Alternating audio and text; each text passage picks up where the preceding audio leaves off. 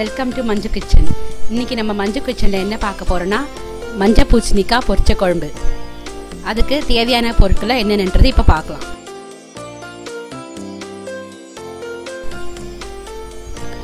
மஞ்சள் பூசணிக்காய், வெங்காயம் பொடியாக நறுக்குனது, தக்காளி அதேமாதிரி பொடியாக நறுக்குனது,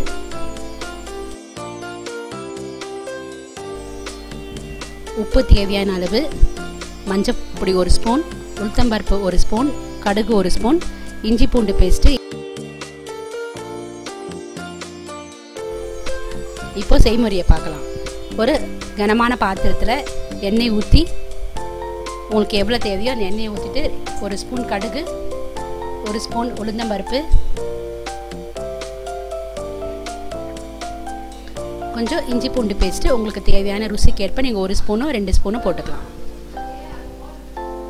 மூணுத்தையும் நல்லா ஃப்ரை பண்ணிவிட்டு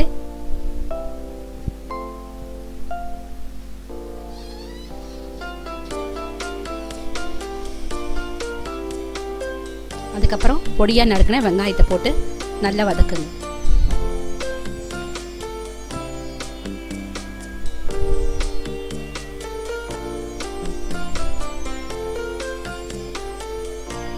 வெங்காயம் நல்லா வதக்கின பிறகு தக்காளியும் போட்டு சேர்த்து நல்லா வதக்குங்க. 1 ஸ்பூன் மஞ்சள் பொடி, கொஞ்சம் 2 ஸ்பூன் மிளகாய் பொடி, தேவைக்கேற்ப உப்பு, மூணுத்தையும் சேர்த்து நல்லா ஃப்ரை பண்ணுங்க. அதுக்கப்புறம் நம்ம பொடியாக நறுக்கி வச்ச மஞ்சள் பூசணிக்காய் அதையும் போட்டு நல்லா வதக்குங்க. மஞ்சள் பூசணிக்காய் உடம்புக்கு ரொம்ப நல்லது. வெயில் காலத்துக்கு சாப்பிட்டோம்னா உடம்புக்கு வந்து நல்லா குளிர்ச்சியாக இருக்கும். இது ஈஸியாகவும் செய்யக்கூடிய ஒரு டிஷ். பூசணிக்காய், வெங்காயம், தக்காளி மூணுத்தையும் சேர்த்து நல்லா உங்களால் எவ்வளோ வதக்க முடியுமோ நல்லா வதக்கிடுங்க.